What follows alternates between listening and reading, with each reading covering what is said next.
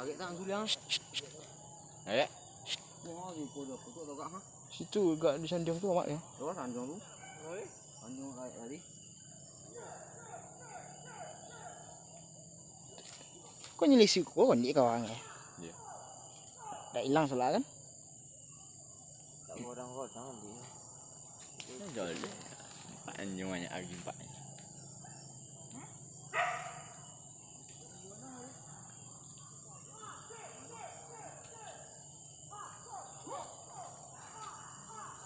Basyo sana.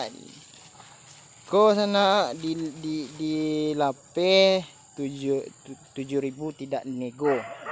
Nah, kalau yang bagi yang berminat hubungi bapaknya. Enggak. Hubungi channel juga boleh. Lokasi dan tempat ternak di Atar. Kalau antara anakku bisa dites lah dah. Hah? Bapak? Kalau dites tinggi go, berarti tidak dites. Harga 7.000 tidak dinego. Oke. Berarti lah berapa kali buka nih? Lah berapa kali buka? Sampai kali. 4 kali buka, 4 kali bangkai. Mantap.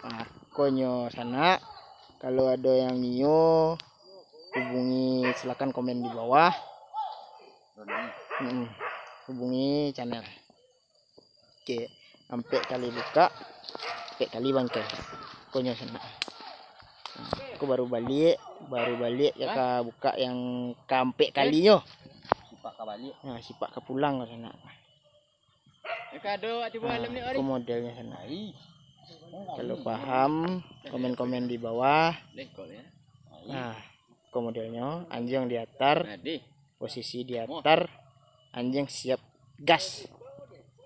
Mantap.